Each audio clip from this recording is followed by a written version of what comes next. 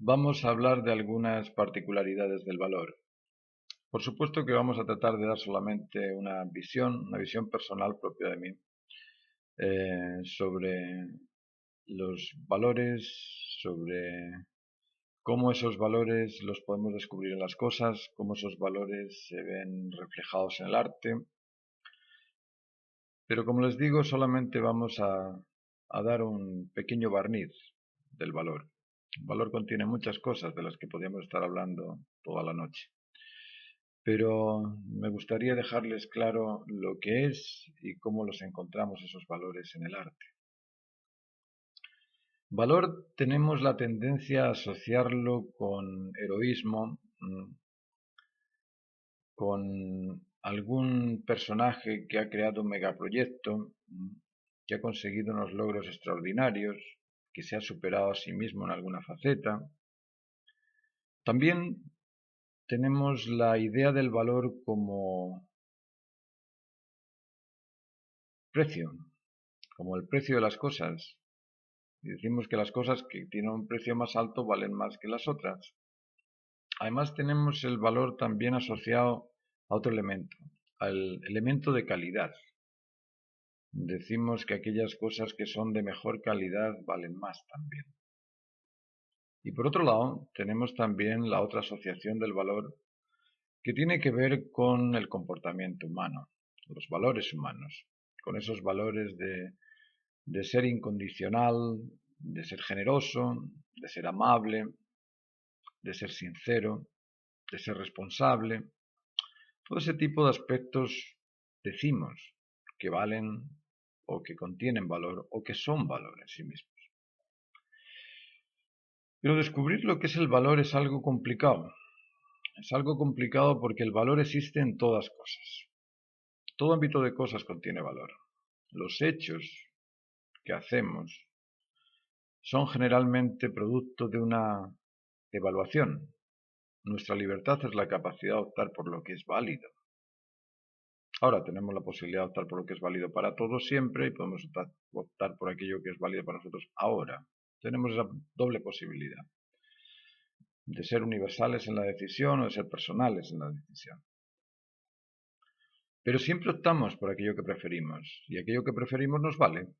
Luego todo acto que realizamos vale, tanto si es un acto delictivo como si es un acto constructivo. Imagínense, el señor que roba, que comete un delito, lo comete porque entiende que en ese momento debe hacerlo.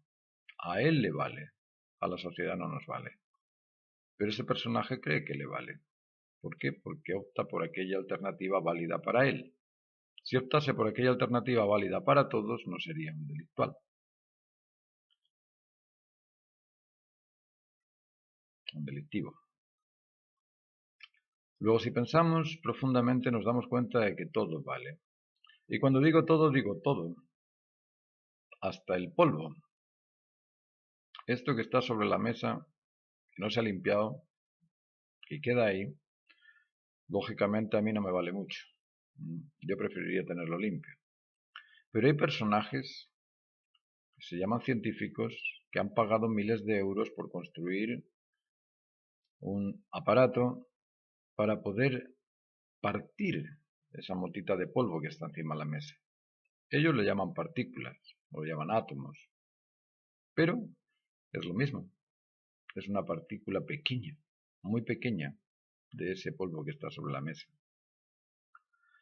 Luego, si eso que es tan chico vale, y vale tanto como el universo entero, porque también hay astrónomos que están estudiando el universo, luego, tanto lo más grande como lo más chico despiertan el interés de la persona, y les vale el estudio de esas cosas.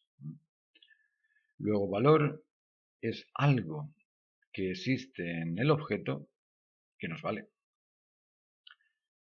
Tratemos de buscar una definición. Yo le he dado muchas vueltas y he llegado a una conclusión.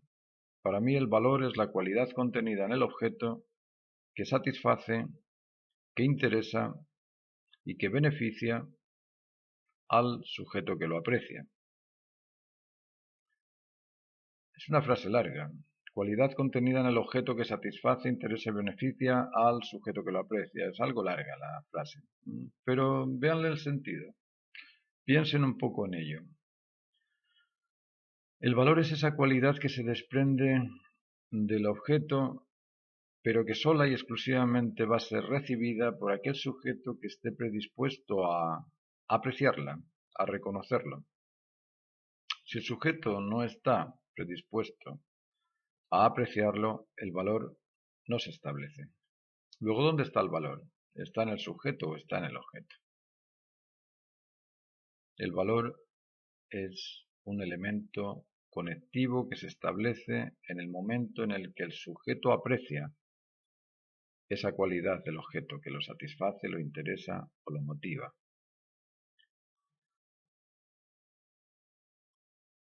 Luego, cuando hablamos de belleza, ¿dónde está la belleza?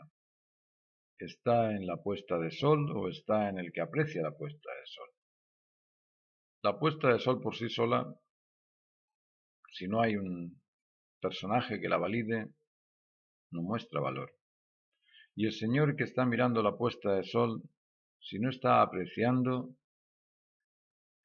ese estímulo en la puesta de sol, no va a decir que es bella. Luego, la belleza se establece entre el objeto y el sujeto cuando se conectan. En esa reciprocidad entre los dos se establece el valor de la belleza. Igual que el valor de la verdad. El valor de la verdad se establece entre el criterio y el significado que uno entiende concordante con el criterio. Cuando se concuerdan los dos en esa conectividad, en esa reciprocidad, se establece la verdad, igual que la bondad. Todos los valores se establecen cuando existe esa conectividad entre el sujeto que aprecia y el objeto apreciado.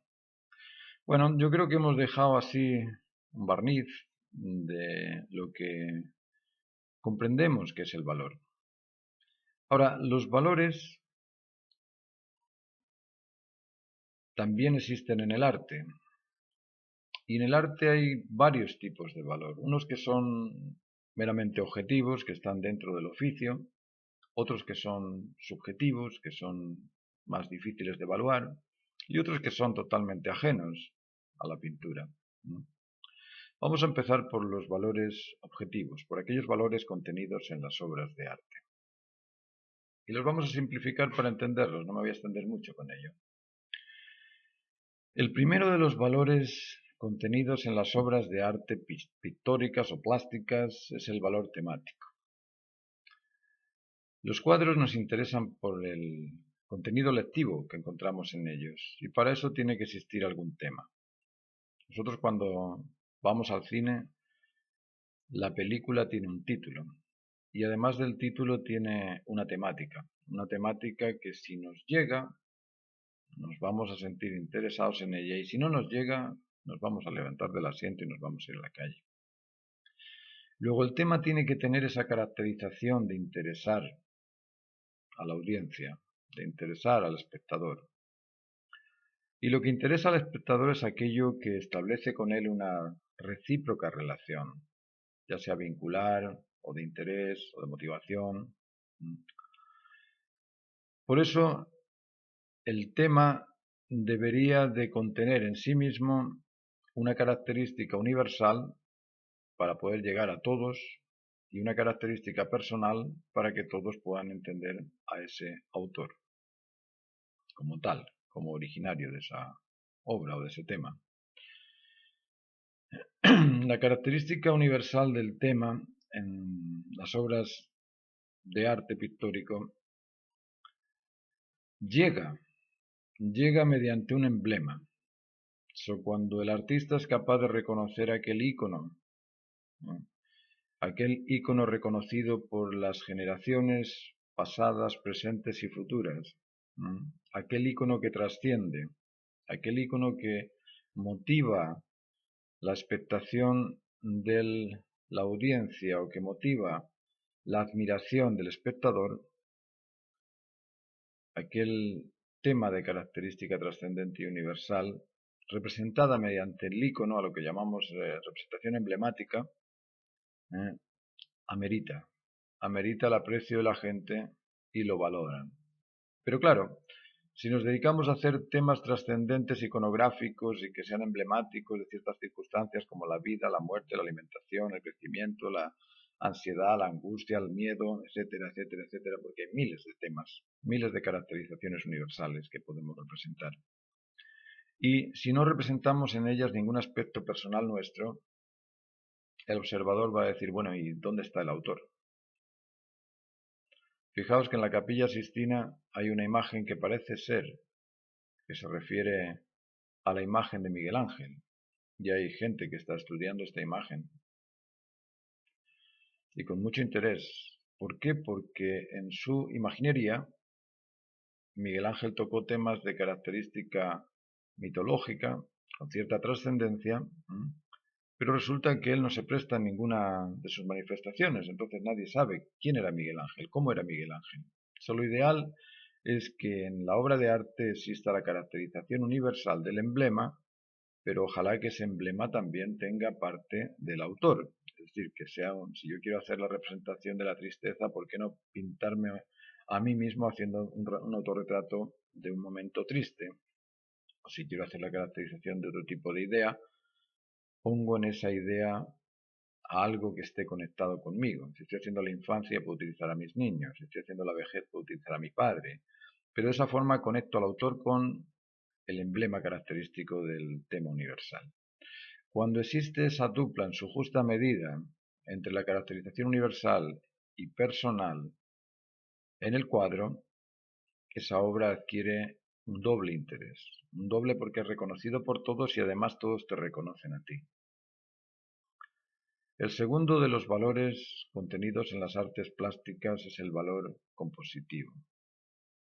Componer es poner una cosa en relación con otra, de ahí viene el término componer. Y dentro de la composición existen dos aspectos también. Existe la composición en imagen y existe la composición en idea. La composición en idea exige tiempo de adquirir fundamentos para justificar que esa idea es válida, que esa escena que presento en ese tipo de caracterización va a ser la más o la mejor compuesta y que además esa escena interesante en idea esté también puesta en el cuadro de acuerdo con relaciones de proporción. Relaciones de proporción áurea, relaciones de proporción en simetría, relaciones de equidistancias, relaciones tonales, etcétera, etcétera. Pero la composición exige de componer la imagen y componer la idea. Cuando las dos cosas están en su justa medida, decimos que esa composición amerita, esa composición vale, esa composición interesa, motiva, despierta una sensación de agrado, de plenitud y por lo tanto vale. Tercero de los valores contenidos en las artes plásticas es el valor gráfico. Se entiende por gráfico aquello que trazamos con la mano, con el dedo o con los brazos. Dentro de los valores gráficos existe otra dualidad. Existe la precisión del objeto y existe también la destreza en cuanto al dominio de ese trazo preciso. Nosotros cuando vemos las meninas vemos unas manos y esas manos son manos, decimos que son precisas, pero resulta que están hechas con pinceladas sueltas, son diestras. El cuadro La Vicaría de Fortuny lo ves de cerca y son pinceladas sueltas, pero existe una escena. Existe una escena donde los gráficos son muy variados. Existen manchas, trazos, líneas gruesas, líneas finas, trazos oscuros, trazos claros, es decir, la riqueza en cuanto a la variedad de trazos nos dice que el cuadro tiene un valor gráfico. Pero ese valor gráfico tiene que tener esa dupla de precisión en cuanto al reconocimiento de la imagen y destreza en cuanto a la soltura, con el cómo fue hecho. El cuarto de los valores es el valor tonal. Cuando hablamos de valor tonal estamos hablando de aquellos contrastes duros o aquellos contrastes blandos. Nosotros sabemos que en la medida que nos acercamos a la luz vamos a tener contrastes duros y en la medida que nos alejamos de la luz vamos a tener contrastes blandos. Los blandos son esos fundidos oscuros que se mezclan unos con otros y las durezas son aquellos contrastes de blanco y negro que nos producen una intensidad fuerte de luz. Ahora mismo, en el brillo que ven sobre mi cabeza, ese brillo es muy claro junto al pelo y se produce un corte duro. Pero si continúan alrededor de mi cabeza van a haber sitios donde los pocos pelos que me quedan se funden con la pared y ahí se producen tonos blandos. Dentro de los tonos, cuando los duros y los blandos están en su justa medida y acorde con la lógica de la luz, podemos decir que ese cuadro contiene valores tonales. Existe también el valor técnico, el valor por oficio y el valor técnico tiene que ver con los hábitos. Técnica es un hábito repetido y el oficio es el dominio de una técnica. Dentro del oficio del pintor existen caracterizaciones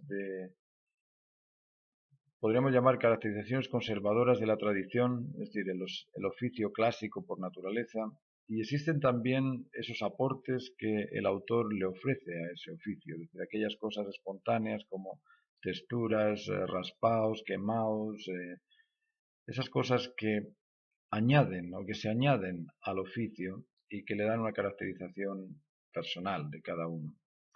Cuando en el oficio tenemos el mérito de la tradición más la espontaneidad que el autor le dé a esa obra, en cuanto a oficio técnico, en cuanto a valor técnico, esa dupla de esas dos cosas va a meritar el hecho de que la persona se interese por ello. Y por supuesto que aquel que se interesa porque le vale. Luego ese trabajo donde se ven esos dos aspectos del oficio, el trabajo tradicional del oficio más el trabajo experimental del aditivo que el artista le añade a ese oficio, produce valor por oficio. Otro de los valores que podemos ver en las artes plásticas es el valor cromático. Dentro de los colores existen colores con tendencia cálida, existen colores con tendencia fría. Cuando nosotros usamos una gama cromática y ordenamos esos cálidos y esos fríos dentro de una serie de valores tonales o valores cromáticos, podemos decir que esa asociación entre los cálidos y fríos produce una mayor atracción que cuando estamos pintando un cuadro en blanco, un cuadro en negro, un cuadro en azul solamente. Decimos que belleza es el equilibrio de las diferencias. Entonces, si somos capaces de equilibrar muchas diferencias cromáticas, muchas diferencias entre los colores y armonizarlas, el cuadro produciría mucho interés y podemos decir que tiene mayor valor cromático. Estos 6 valores, temático, compositivo, gráfico, tonal, cromático y de oficio, son valores que podemos discutir y podemos llegar a un acuerdo de cuál es más o menos valioso. Ahora, existen otros valores que son subjetivos. El valor de la comunicación, por ejemplo. Dentro de la comunicación existen aspectos subjetivos y objetivos.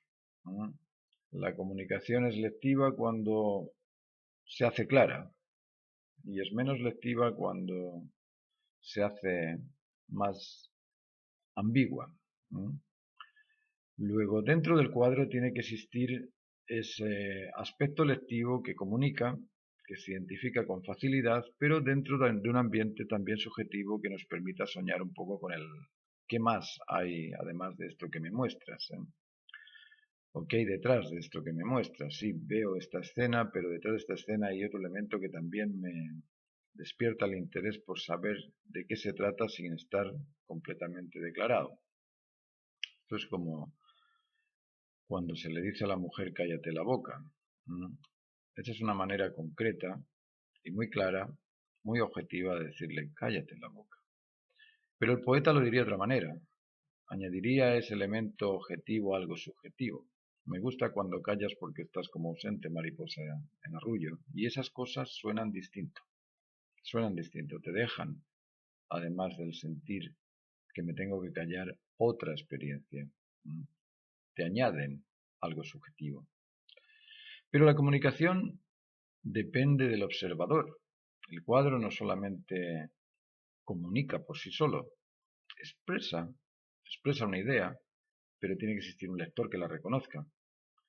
Comunicarse no es expresar, comunicarse es reconocer lo expresado. Yo no puedo decir que si tomo el teléfono y hablo en el teléfono me estoy comunicando con mi madre. Solamente me comunico con mi madre cuando mi madre responde al teléfono. Ese es un punto interesante de pensar, porque estamos acostumbrados, sobre todo últimamente, estamos acostumbrados a que nos digan que el arte comunica por sí solo. ¿Por qué? Porque alguien se pone frente al cuadro y lo lee de una manera personal y dice, uy, esto me parece ser un mar, esto me parece ser un cosmos, esto parece ser un viento, esto es...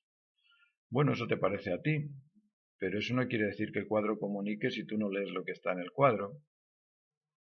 Hay gente que ve las Meninas y no se da cuenta de que es una caracterización social. Hay gente que ve el Guernica de Picasso y no tiene ni idea de lo que está representando porque no lee la guerra en ello.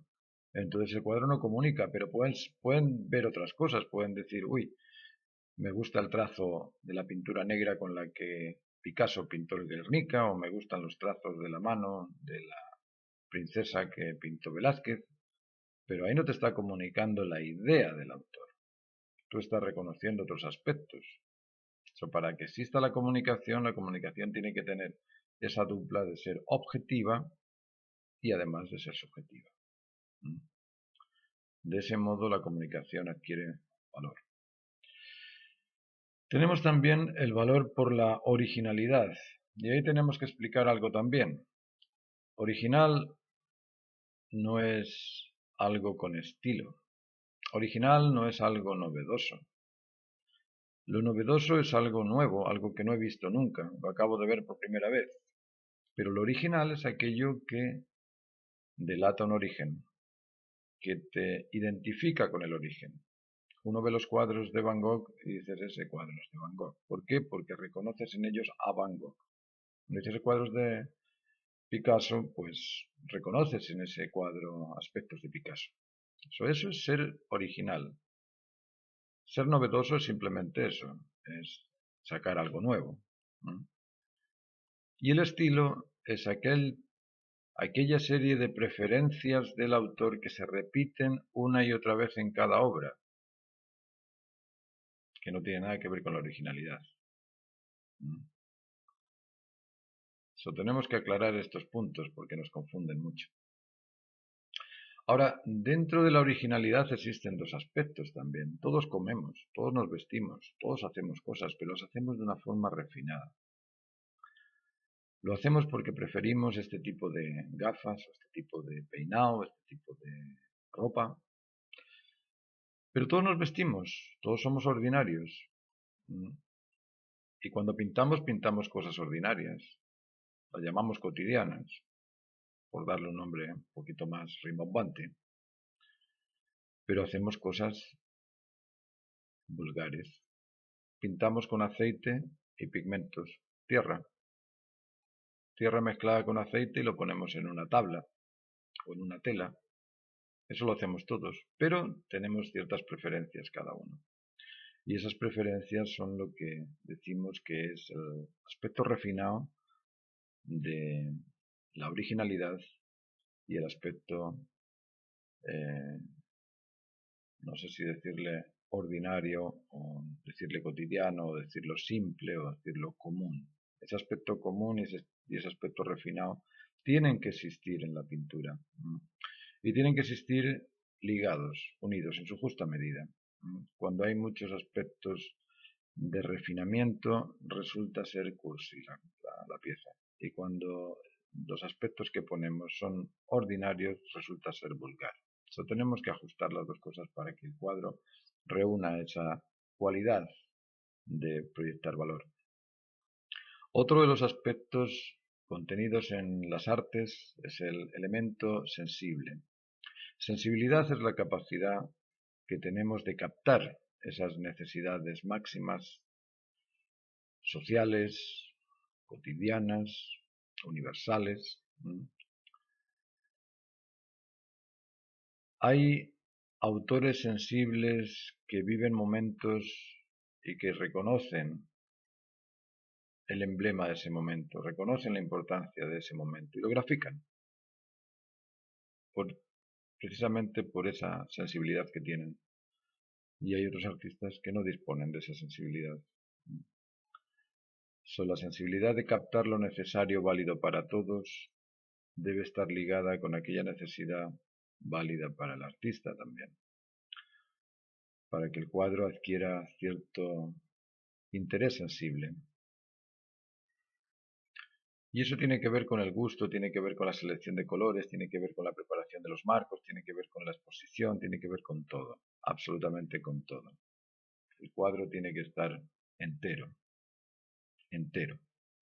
Y por sí solo tiene que dar a entender lo que pretende dar a entender. No necesita de conceptos, ni de significados, ni de curadores que lo curen. El cuadro no está enfermo.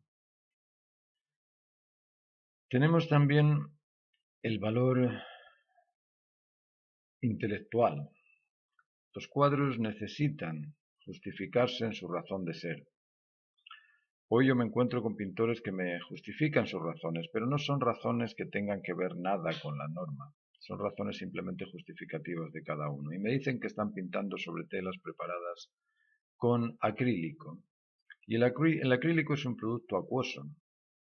Y sobre ese acrílico están pintando con óleo, que es un producto oleoso. Y que yo sepa, el óleo y el acrílico, o el agua y el aceite, no se llevan bien, se rechazan. Entonces, ¿qué pasa con esos cuadros pintados al óleo sobre superficies acuosas? Se despegan, se craquelan, se rompen, se pierden. Bueno, el artista tenía una razón. Tenía la razón que le justificaba pintar de esa manera porque era más barato. ¿Para qué utilizar cola de conejo? O media creta como base.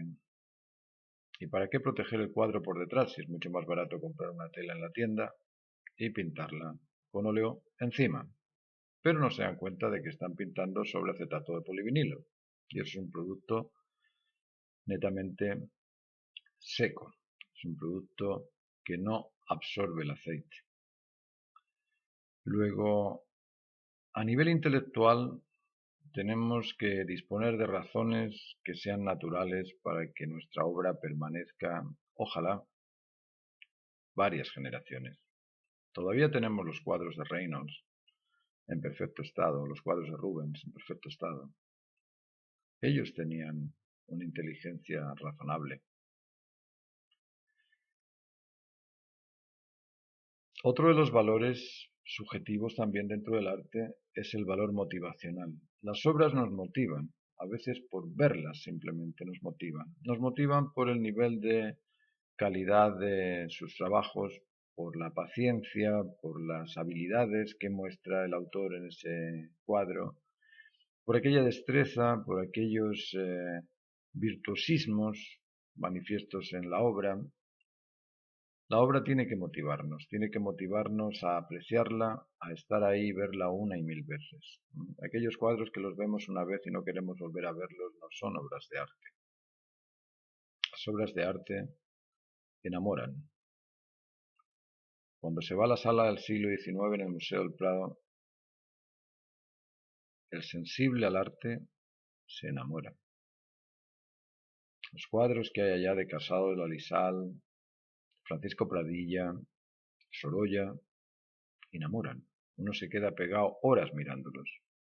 Y eso no ocurre cuando uno va al Museo de Arte Contemporáneo.